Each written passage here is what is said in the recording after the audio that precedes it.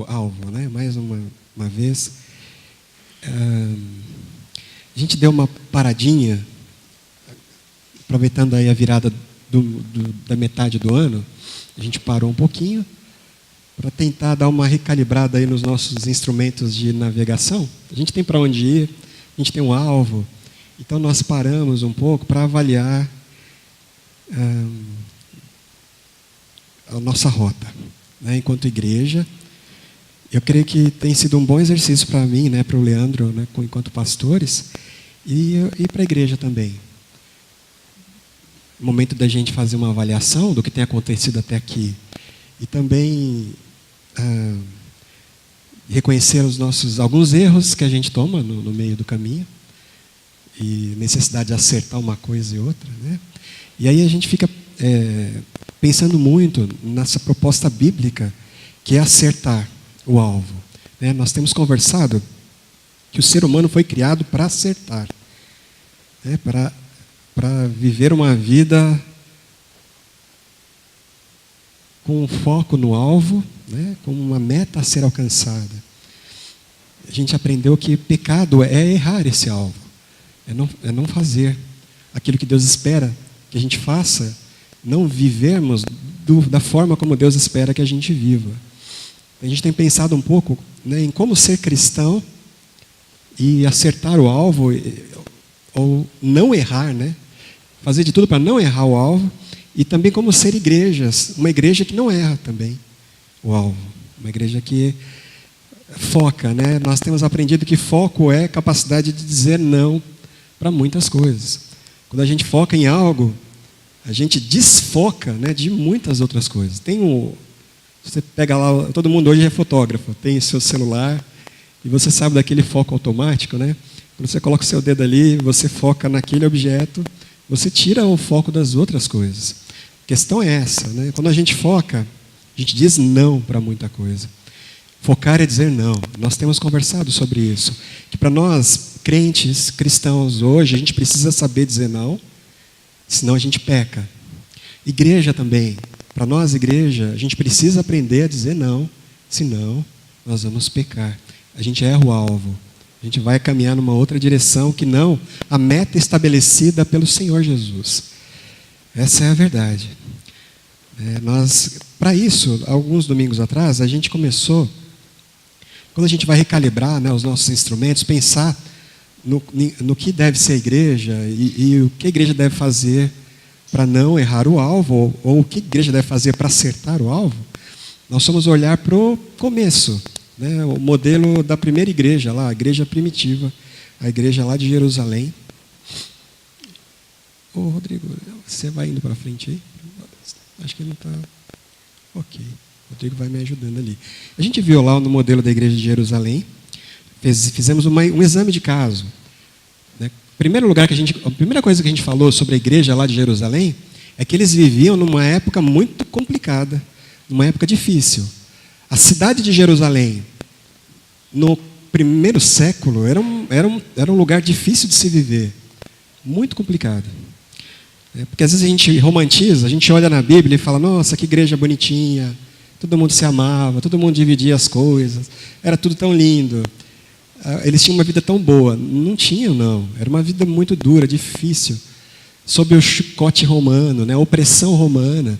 Eles não tinham liberdade para viver como nós temos. Eles não tinham autonomia. Eles não podiam se reunir de qualquer forma, em qualquer lugar, sempre que desse na telha, né? Eles não podiam fazer isso.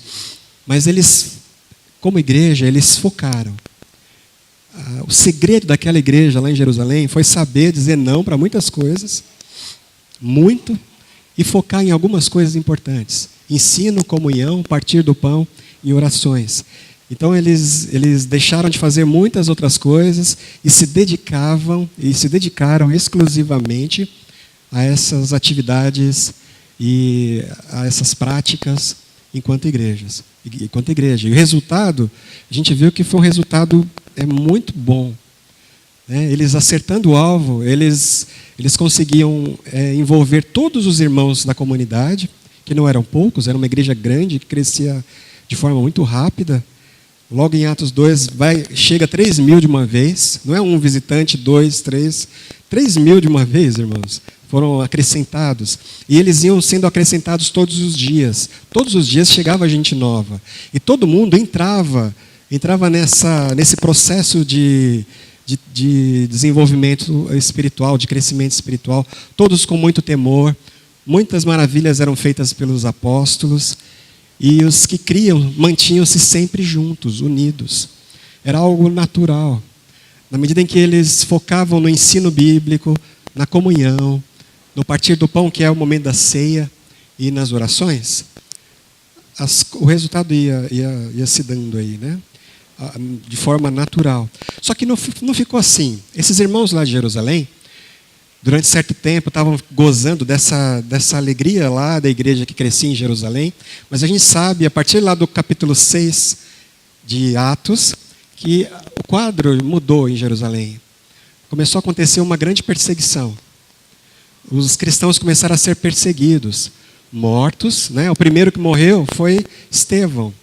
A gente tem lá narrado direitinho como é que foi a morte de Estevão.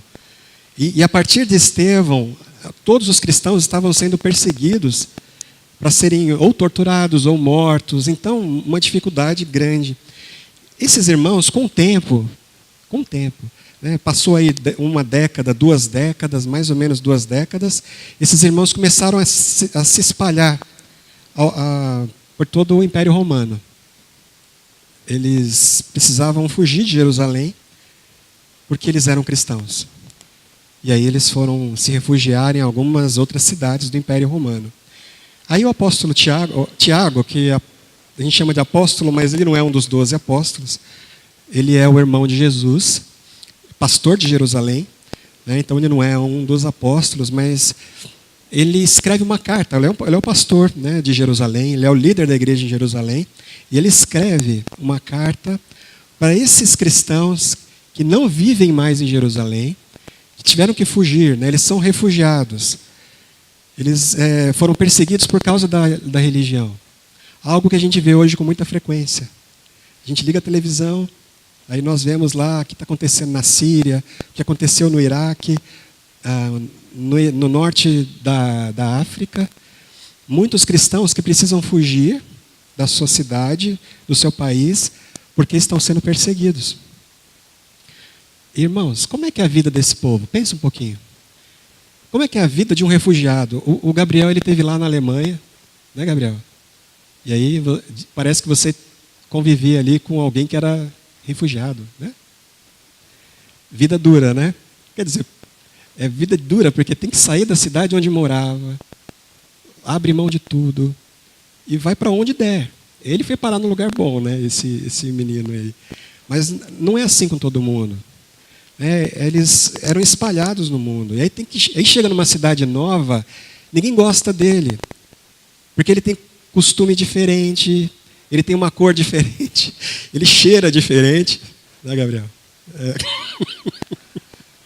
Tem um cheiro diferente e tudo mais. É difícil. Não é uma vida simples. É uma vida com muita dificuldade para um cristão que teve que sair da sua cidade. Eu queria que a gente pensasse o seguinte: esses cristãos que foram embora de Jerusalém tinham todas as desculpas do mundo para errarem o alvo. Todas. Né? Eles começaram a ser perseguidos justamente por causa da fé que eles professavam.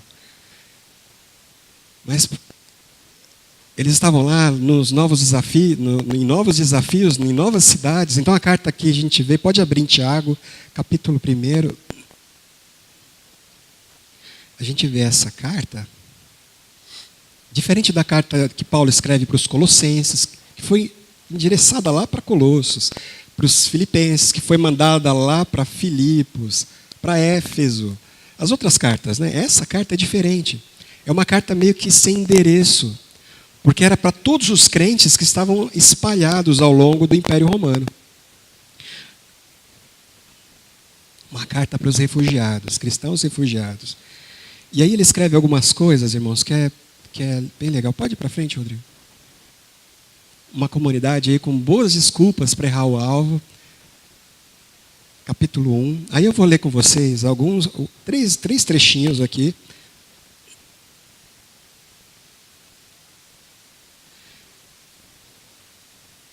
Quando a gente vê logo no versículo 1, aí dá para perceber que para quem que Tiago está escrevendo, né?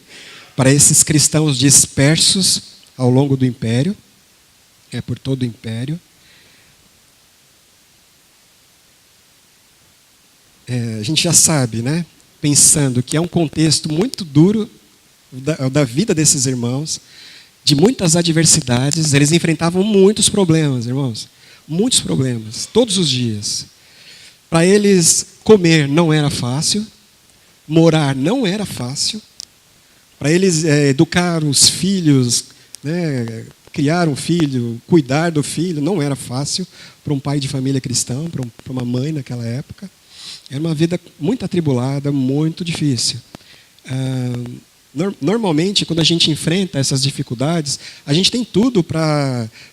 a faca e o queijo, né, na mão, para a gente pensar em muitas desculpas. Né? A gente tem o costume de racionalizar os nossos erros. Eu fiz isso, mas Deus, não dá, né? Está difícil. Então, eu estou aqui nesse nível baixo de espiritualidade, mas também dá para entender, né? É uma comunidade com muitas e boas desculpas para errar. Mas aí a gente vai ver o que Deus está falando com eles e para nós, né? Eu acredito que hoje nós vivemos também numa época de muita dificuldade, né? Às vezes a gente também tem muitas e boas desculpas para justificarmos aí a nossa limitação e a nossa fraqueza espiritual, né? Os nossos fracassos espirituais. Então vamos lá, vamos começar do versículo 2, a partir do 2. O primeiro trechinho é do 2 até o 4. Antes, irmãos, vamos fazer uma oração. Eu havia me esquecido. Antes de lermos, vamos orar. Vamos pedir para Deus falar conosco. Senhor, nós estamos aqui na Tua presença, meu Deus. E de forma humilde, entendendo, Pai, quanto somos limitados, tanto a mim que vou falar, quanto aos meus irmãos para escutar, para ouvir e receber. Nós clamamos, Pai, que o Teu Espírito, o Teu Espírito fale conosco nessa manhã. Que Ele toque os nossos corações. Que a Tua palavra encontre morada, Pai, em nós.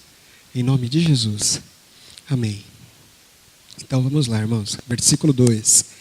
Meus irmãos, considerem motivo de grande alegria o fato de passarem por diversas provações, pois vocês sabem que a prova da sua fé produz perseverança. E a perseverança deve ter ação completa, a fim de que vocês sejam maduros e íntegros, sem lhes faltar coisa alguma. Primeira coisa, irmãos, primeira desculpa. Pode mais um, Rodrigo, por favor. Primeira desculpa. Pode mais uma. As circunstâncias. Né? A gente às vezes pensa assim, bom, eu tenho razões, e muitas razões, para justificar o porquê que eu leio tão pouco a Bíblia, né? Porquê que eu oro tão pouco, porquê que a minha frequência, né, junto à comunidade é tão pequena, enfim, né, de uma forma geral. Eu tenho muitas desculpas em relação também ao meu desenvolvimento espiritual, por causa das circunstâncias externas. Aí a gente pode considerar, né, aquilo que... Volta um, Rodrigo, pode voltar um, né? Esse contexto difícil dos irmãos lá, a quem Tiago está escrevendo, de muita adversidade.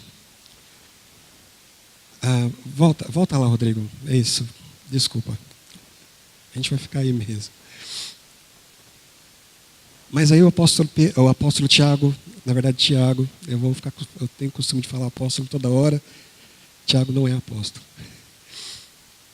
Ou em algum sentido ele mas não é um dos... ok, tudo bem. Desculpa, se eu falar apóstolo, vocês desconsideram aí, tá? Você fica falando muito do apóstolo. Fala, Ângelo.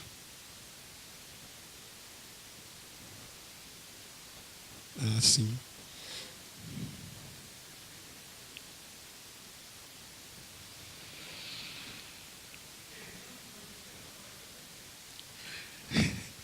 Não, é verdade. É muito complicado, né? O Ângelo passou por umas provações essa semana aí, né, Ângelo? É, difícil. Mas a grande questão, né, a grande questão que a gente deve considerar é o que Tiago está dizendo para esses irmãos, e que eles devem ficar sim felizes com os problemas e as provações, com as provas da vida. Provas, os testes que a vida impõe para nós. Nós devemos ficar felizes porque nós vamos ganhar com eles. Esses testes, essas provas, elas vão produzir algo bom em nós. O apóstolo Paulo usa uma palavra para provações. Apóstolo Paulo, não. Tiago. Ai, Jesus amado. A gente está falando do apóstolo Paulo lá em Gálatas na sexta, e aí, poxa vida. O Tiago, né, ele usa essa palavra, provações, lá no grego, e ela é muito parecida com a palavra que ele vai usar daqui a pouco para tentações. Ela muda pouca coisa. Mas eu queria mas o contexto é totalmente outro, é por isso que a gente traduz a primeira por provação e a segunda por tentação. Em primeiro lugar, provação tem a ver com as nossas circunstâncias externas. Circunstâncias externas que produzem e que lapidam o nosso interior, que fazem algo bom, né? Algo bom para nós. Que lá no fim, como diz o Ângelo, no começo a gente não percebe, mas lá no fim a gente vai entender que vai ser revertido para a honra e para a glória do Senhor, né? Essa adversidade, esse problema.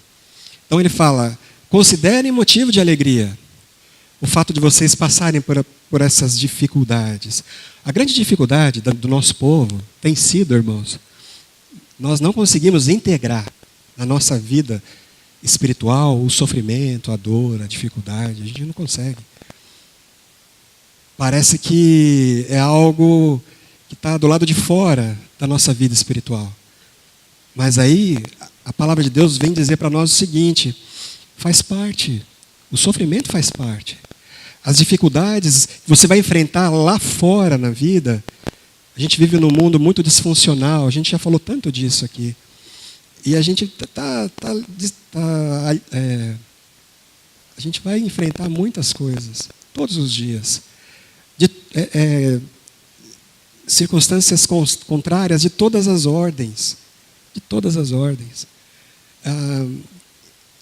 De todos os lados a gente vai sofrer oposição, irmãos. E a gente não deve ficar abatido por causa disso.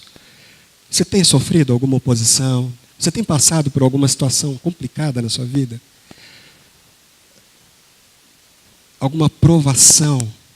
É alguma circunstância que de alguma forma é uma grande barreira para você continuar seguindo na fé e crescendo? Se você tem passado por isso, a palavra do Senhor para você, alegre-se. Alegre-se.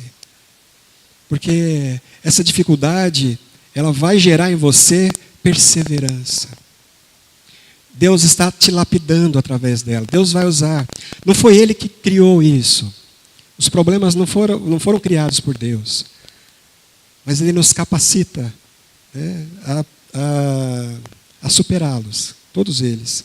Cada um deles. E Ele consegue reverter. Então, considerem motivo de grande alegria o fato de vocês passarem por provações. E essa questão da prova, do teste. Tem essa ideia de você ser aprovado ou não. Se no momento de dificuldade você for reprovado,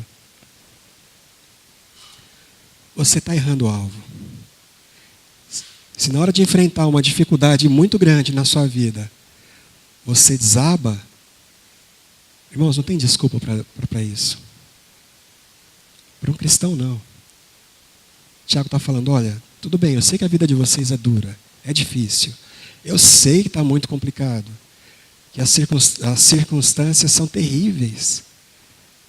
Mas tudo isso, na verdade, é uma grande prova, é um grande teste para a fé de vocês. E vocês vão ver que no final, vocês vão ser edificados, fortalecidos, que todos esses problemas vão ajudar a consolidar a fé de vocês. E vocês vão sair melhores, maiores dessa situação. Então, não use essa desculpa também não, né? A segunda desculpa, a gente vai ver do versículo 13 até o 15. Vamos lá, vamos ler. A gente usa também a desculpa das nossas limitações humanas, né? Primeiro lá fora, as circunstâncias externas, agora as nossas limitações. Quando alguém for tentado, jamais deverá dizer, estou sendo tentado por Deus. Pois Deus não pode ser tentado pelo mal e a ninguém tenta. Cada um, porém, é tentado pelo próprio mau desejo, sendo por esse arrastado e seduzido. Então esse desejo, tendo concebido, dá à luz o pecado. O pecado, após ter se consumado, gera a morte. A gente também fala, né, muitas vezes, ai Senhor, não está dando. Eu sou limitado. Eu não consigo, né? Muitas vezes. Porque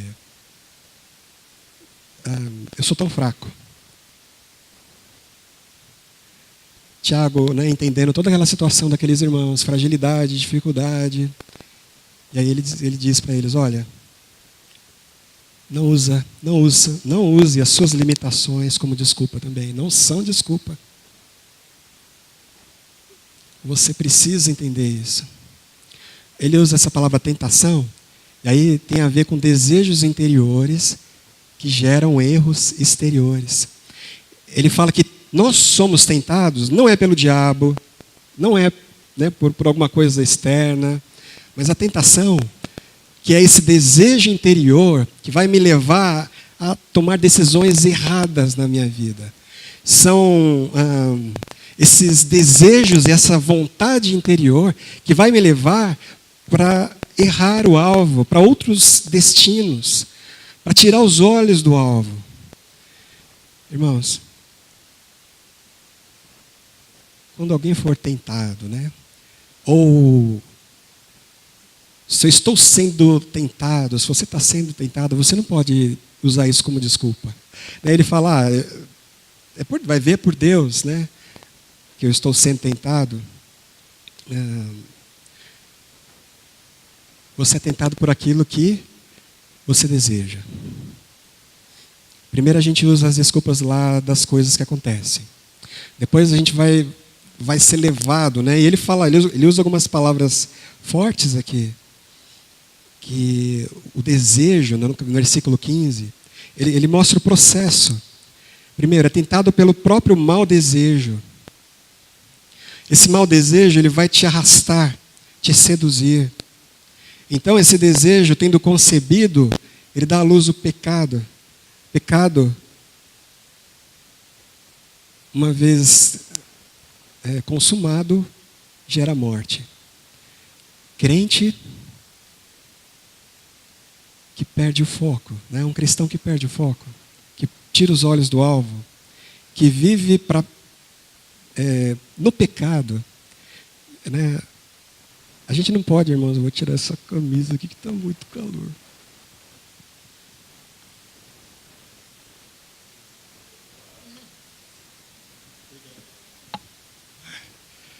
Aleluia, acho que é a luz aqui, né? Então, irmãos,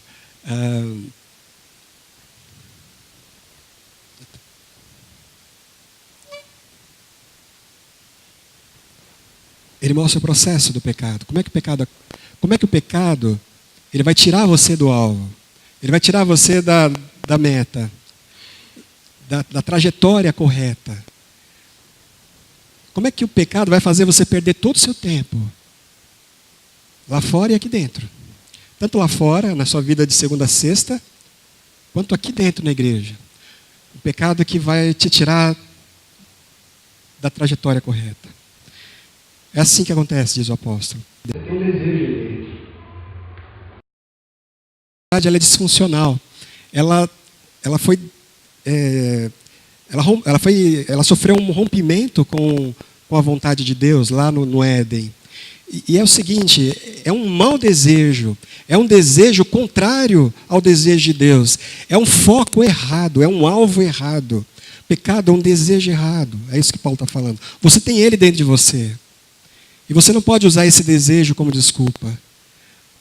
A forma como você cuida do seu tempo, das suas prioridades. Porque o desejo, ele vai te arrastar, ele diz. Te arrastar e seduzir. Ele usa uma palavra lá no grego que parece hipnotizar. É isso que ele é, uma palavra que vai fazer, vai te forçar a fazer uma coisa às vezes que você nem quer. Você sabe que não pode. Mas é um desejo que vai te arrastar, ele vai te seduzir.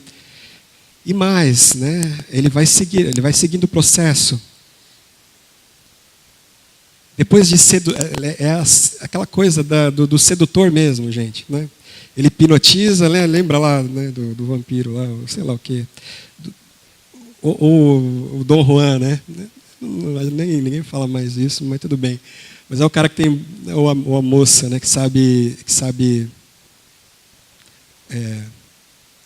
oi? Seduzir, isso aí, sabe seduzir. Então, sabe aquele processo? Você fala, ó, primeiro ele hipnotiza, depois ele arrasta, né? Arrasta seduzindo. Então, eles estão juntos ali, eles concebem, né? Ele engravida. Essa é a ideia, ele engravida você. E aí, uma vez esse desejo consumado, né, ele dá à luz o pecado. É assim que acontece. Depois você vai dizer que o pecado não deu para você segurar, que não deu para você acertar o alvo, porque você tem uma limitação ou outra. Ah, eu sou fraco. Aí você fala com alguém, por que você fez isso, né? Você traiu sua esposa porque eu sou fraco, todo homem é fraco. Por que você fez isso, né, com seu pai, com sua mãe? Porque eu sou fraco. Por que você desobedeceu? Porque eu sou fraco. Por que você roubou? O dinheiro fala, eu sou fraco. Estava lá, eu peguei. O desejo dentro de você, depois que ele te seduz, né, dentro desse processo, depois que ele te arrasta, aí não tem mais jeito. Mas antes de acontecer tudo isso, sim, tem jeito, né? Antes de chegar nessa parte aí, né, da consumação do seu desejo com o pecado, dá tempo ainda de você falar não. O Lutero dizia que a gente não pode impedir o pássaro de passar em cima da cabeça, mas a gente pode impedir o pássaro de fazer um ninho, né? Tem essa ideia. Não usa a sua limitação como desculpa também. É o que o Tiago está dizendo. Em terceiro lugar, Rodrigo, coloca mais um.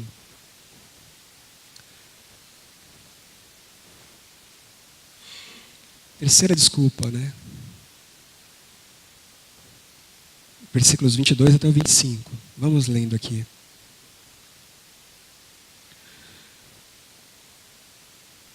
Sejam praticantes da palavra, não apenas ouvintes, enganando-se a si mesmos.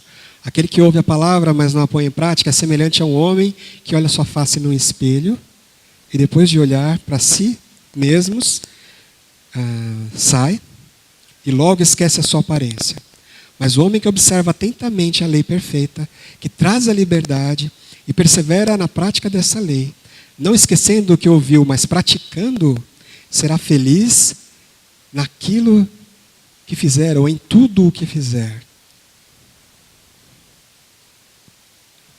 Sejam praticantes da palavra e não apenas ouvintes. A terceira desculpa, irmãos, é que a gente usa muito, muito bem ela, é assim: domingo eu estava lá na igreja, domingo eu estava orando, domingo eu estava lá cantando, louvando ao Senhor, e aí tá bom. E aí até domingo que vem.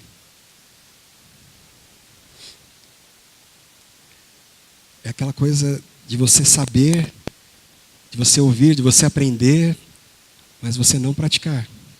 Aí Tiago diz o seguinte para esses irmãos: Se você for só ouvinte da palavra e não um praticante, você vai ser como aquela pessoa que olha lá a imagem no espelho e depois sai e logo se esquece de como era. Você vem aqui na igreja e aí você ouve 1 hora, né? A gente tem aqui às vezes 1 hora de mensagem puxado. Aí você vai lá no grupo pequeno, você escuta mais 1 hora de mensagem também lá, de estudo, puxado também. Mas aí você vira a esquina e você não se lembra de mais nada, né? A Bíblia, ela funciona como um espelho, é isso que Tiago está dizendo. É um espelho que vai mostrar primeiro quem a gente é, ele mostra quem nós somos, mas ele mostra ainda mais, né, que nós devemos ser, nosso alvo, a meta. A palavra de Deus, ela funciona como esse espelho que nos mostra quem nós devemos ser. Só que se eu só ouvir e não praticar, eu vou ser como uma pessoa que olhou sua imagem no espelho, mas depois não se lembra mais de como era. Já aconteceu isso com você? Às vezes eu me assusto quando eu passo na frente do espelho. Né? Mas assim, é ao contrário, né? Eu lembro da minha imagem antiga. Eu falo, nossa, quem é esse cara aí que está na frente do espelho, está aparecendo aí, né? A gente não tem ideia mesmo de quem nós somos, né? A gente esquece rápido. Aí Tiago está usando essa imagem aqui para a gente entender. Se nós não praticarmos, não tem jeito. Na hora você não sabe quem você é. Na verdade, o segredo é a prática da palavra. Sejam praticantes. Lembra de Jesus dizendo a mesma coisa para os discípulos? A mesma coisa ele disse. Sejam praticantes da palavra. Não enganem-se a si mesmos. Se nós não formos capazes, a grande questão é essa, irmãos, que ele falou para esses irmãos, né? E é a palavra de Deus para nós hoje. Se a gente não for capaz de integrar a nossa vida diária, da semana, na nossa espiritualidade, a gente vai errar o alvo. E o contrário, se a gente não for capaz de integrar, né, no nosso culto, como o apóstolo Paulo falou, lá em Romanos 12, que seja um culto racional, que seja um culto de apresentar o corpo físico, a vida física. Se a gente não for capaz de pegar a nossa vida lá fora e trazer aqui para dentro como culto, não vai adiantar nada. Se nós não formos capazes de praticar o Evangelho, a prática do Evangelho, a prática do ensino, é viver, irmãos, é tornar carne o ensino. A Bíblia ela fala muito disso, de um Deus que depois se faz carne para mostrar qual é a verdade, para mostrar o que é acertar o alvo. E agora é exigido da igreja a mesma coisa, que nós encarnemos a vontade de Deus. Que seja na prática, porque se não for na prática, não vai adiantar nada você vir aqui todos os domingos. Não adianta. Se você amanhã, depois, na terça, na quarta, até na sexta-feira, não for capaz de integrar a sua fé lá no lugar que você trabalha, na sua vida, né? Se você não for capaz de integrar a sua fé lá no seu casamento, na sua família, na forma como você lida com seus filhos, é vão, é vão. Se você não for capaz de praticar aquilo que você aprende na sua vida diária, não adianta. É perda de tempo. É perda de tempo a nossa reunião aqui se nós não formos capazes de fazer aqui um culto vivo, racional, como o apóstolo Paulo falou. Uma apresentação de vida a Deus. Uma celebração de vida a Deus.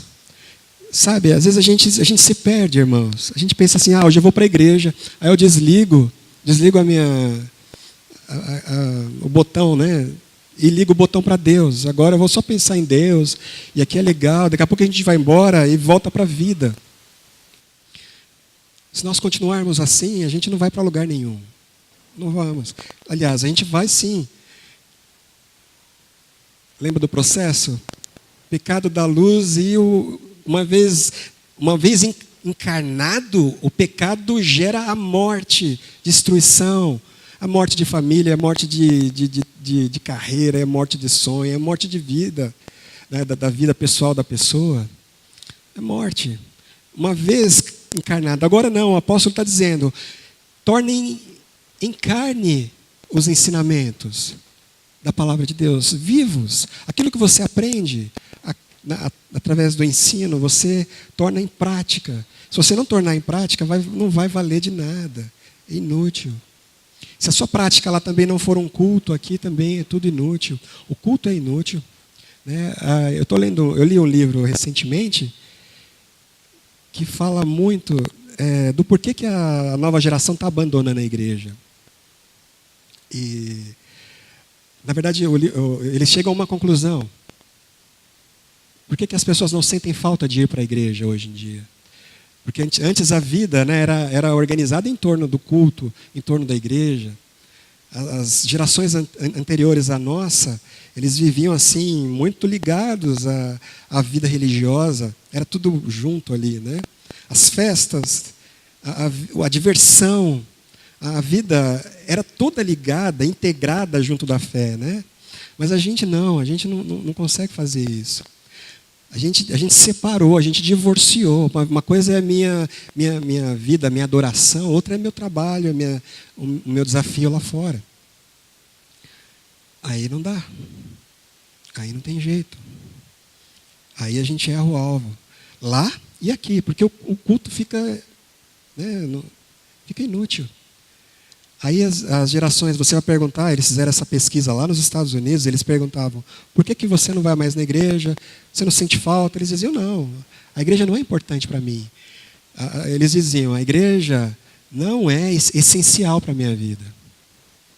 O que acontece lá parece que não tem nada a ver com a minha vida diária. Tudo que eles falam lá, eu não consigo aplicar na minha vida diária. Parece que lá é um mundo, aqui é outro. Não dá. Aí a gente fica assim, entre lá e cá, vivendo em dois mundos. O nosso grande desafio como igreja, né, para acertar o alvo mesmo, nesse momento, é a gente desenvolver aqui uma comunidade que vai facilitar, irmãos, você entender o que você precisa fazer, né? O que a Bíblia exige, o que a palavra de Deus exige de você enquanto pessoa, enquanto pai, enquanto marido, enquanto mãe, esposa, enquanto filho, enquanto funcionário. Né? O apóstolo Paulo ele dizia para os funcionários, ele dizia para os patrões, olha, o evangelho precisa ser aplicado aí na sua realidade. Patrões ajam assim, funcionários, vocês precisam agir assim, maridos, esposas, filhos. O evangelho precisa se tornar carne na nossa vida diária, irmãos. E a nossa vida diária precisa se tornar adoração verdadeira aqui nesse lugar.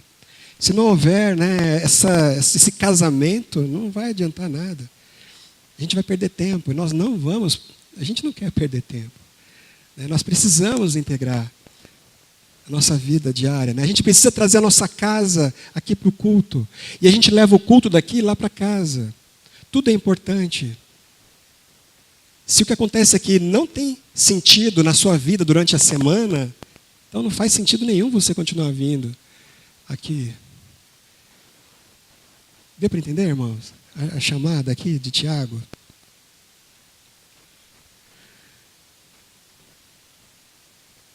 Né, a nossa vida semanal, de segunda a sábado, precisa estar dentro do domingo, e o nosso domingo dentro da semana também.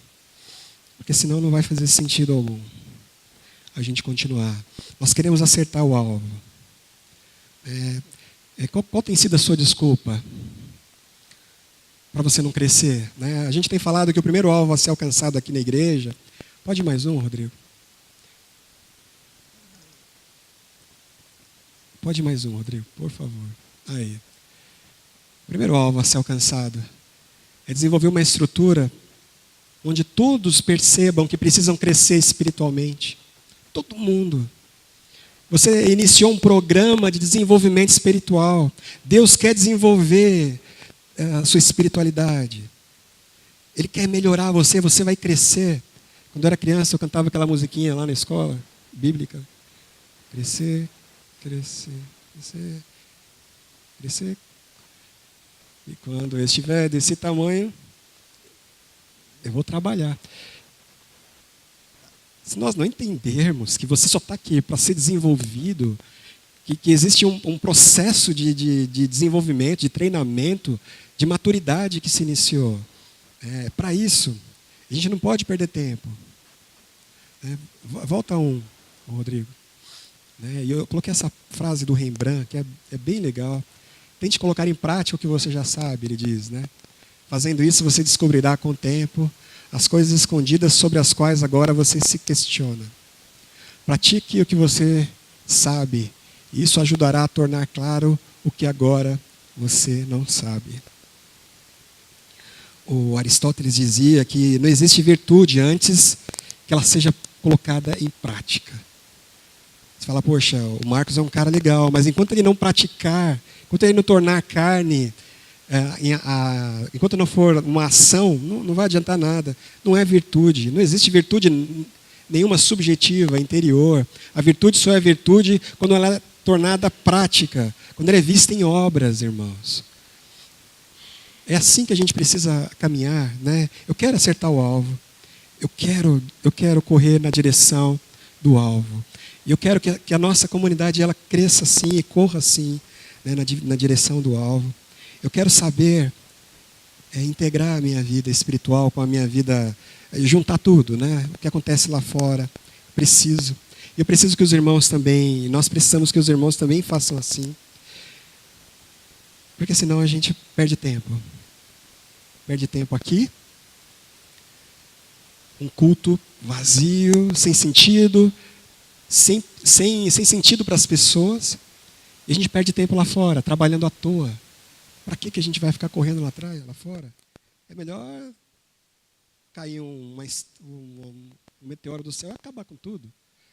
Para que a gente vai continuar vivendo à toa? Então é integrando, A igreja lá de Jerusalém, ela soube fazer isso. Eles faziam isso. É isso que a gente vê lá no capítulo 2. Na medida em que eles, então, viviam aquela prática regular de igreja, de ensino, de oração, tanto nas casas quanto no templo, as pessoas do lado de fora ficavam maravilhadas. É isso que a gente vê. A igreja caía na simpatia do povo. Você vê que não era alguma coisa restrita ao lugar de adoração. A vida da igreja chamava atenção. Era algo tão importante que transformou aquela cidade. A gente precisa entender, irmãos. Nosso grande desafio é parar de usar essas desculpas. Eu não quero mais usar desculpa. A igreja está crescendo? Ah, não, mas está difícil, sabe? Muito problema. Ah, mas e aí, como é que você cresceu? Não, mas está difícil. Eu sou limitado. Às vezes eu tento, mas não consigo. Você está deixando o desejo de dominar, Ele está te seduzindo. Está fornicando com você. E aí você está dando à luz a pecados. Está materializando coisas ruins para a sociedade. É porque você não vive aquilo que você aprende. É porque a sua espiritualidade ela é só uma coisa para um outro mundo, Essa é a questão, irmãos. Para que ficar cantando aleluia? Para que ficar falando de salvação em Jesus? Se essa salvação não faz parte da minha vida diária. Por que a igreja de Jerusalém ela conseguia? Ela caía na simpatia do povo. Todo mundo ali era judeu. A gente sabe que judeu odiava a igreja. Eles odiavam Jesus porque Jesus era um herege. Mas eles olhavam para a vida daquelas pessoas. E a vida delas era uma proclamação. A vida toda, todas as coisas que eles faziam proclamava o Evangelho. A vida diária, a vida prática, dizia e pregava. É por isso que o Tiago diz, né, no finalzinho aqui do trecho que a gente leu: o homem que observa, no 25, atentamente a lei, que traz a liberdade, e persevera na prática dessa lei, não esquecendo o que ouviu, mas praticando. Ele fala: o homem que pratica a palavra, o homem que vive o Evangelho, será feliz em tudo o que ele fizer. No trabalho que ele realizar, no emprego dele, ele vai ser feliz em tudo, na sua construção, no seu trabalho familiar. Ele vai ser feliz em todos os trabalhos que ele executa. Feliz. Ele vai ser bem-sucedido. O trabalho vai ser abençoado. A vida diária vai ser abençoada. Se você pratica, se você coloca na prática, você vai ser bem-sucedido. É o nosso grande desafio, irmãos. Vamos parar de usar desculpas, né? Qual tem sido a sua desculpa? O que você tem usado como desculpa? O Espírito Santo quer tratar com o seu coração nessa manhã. Para de usar, né? Situações, as circunstâncias, elas não são desculpa mais para você. Suas dificuldades também, limitações humanas também não são.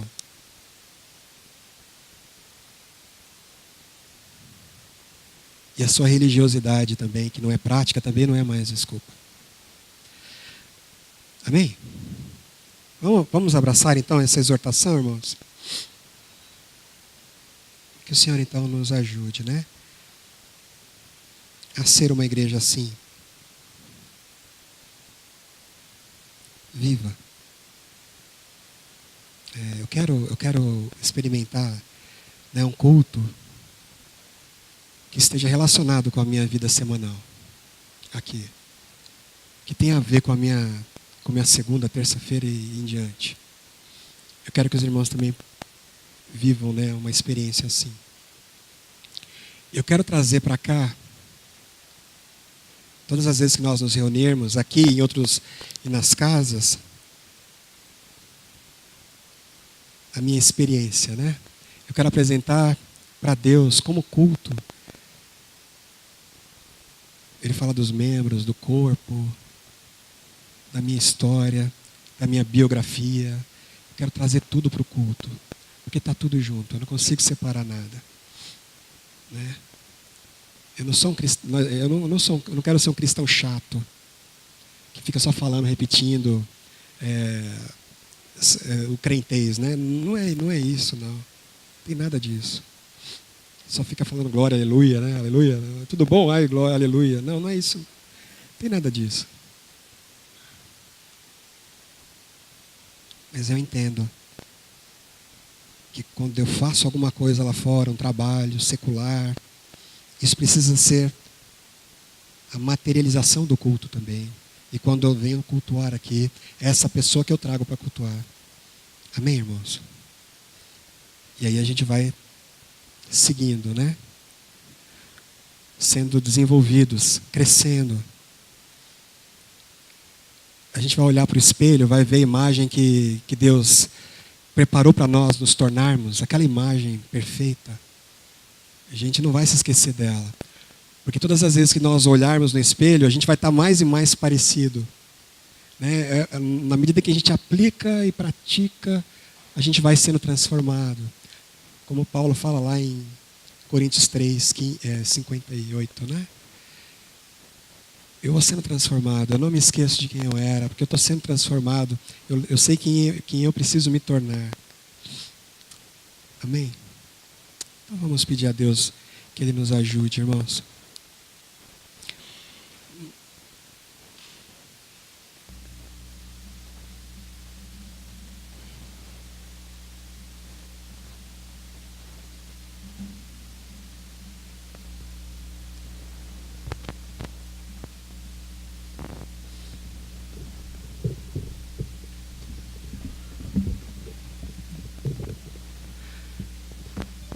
Apresenta o teu coração a Deus nesse momento. Permita-se, né? fazer uma análise aí do que você tem, de como você tem vivido, como você tem administrado a sua vida, a sua carreira proposta por Deus.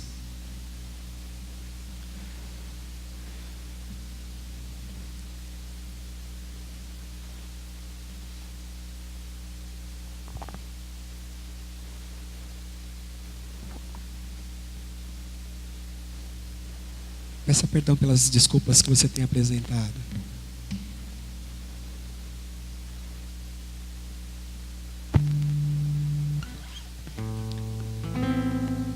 Deus.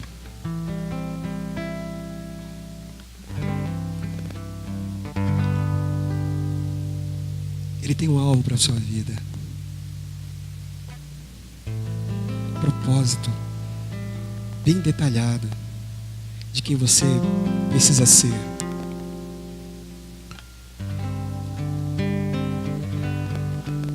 Se você,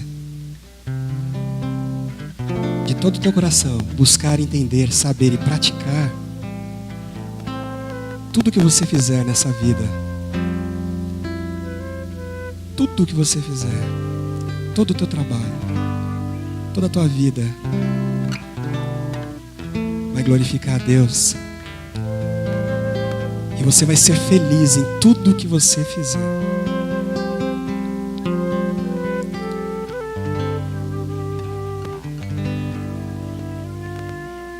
Assim, Senhor, me ajuda a cultuá-lo com a minha vida, praticando, tornando o Evangelho algo prático na minha vida. Diariamente, em casa, no trabalho, na escola.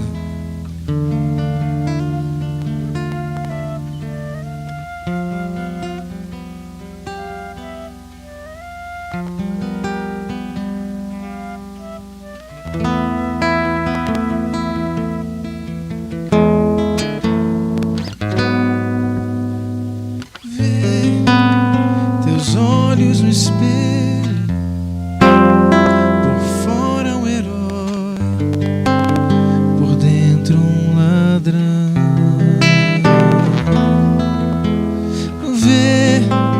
Só resta em você os poucos amigos, motivos em vão. Vai tão longe do Pai, pensando e chorando a falta de fé.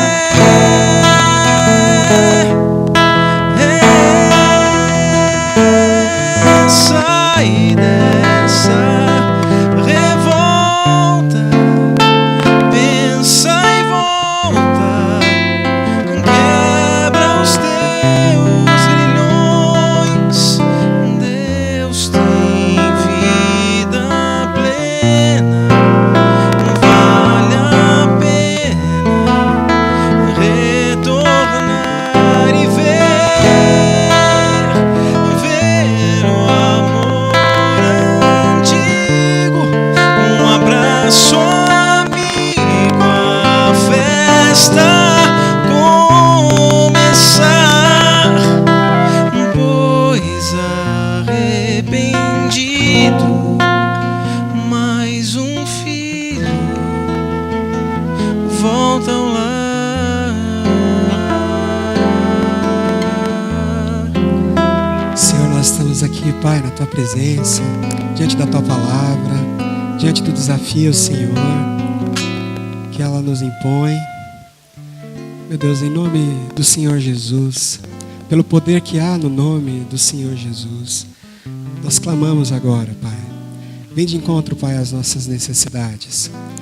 Alcança, Pai, a nossa limitação, a nossa fraqueza. Fortalece-nos, ó Pai. Que o Teu poder seja aperfeiçoado em nós. Em nome de Jesus.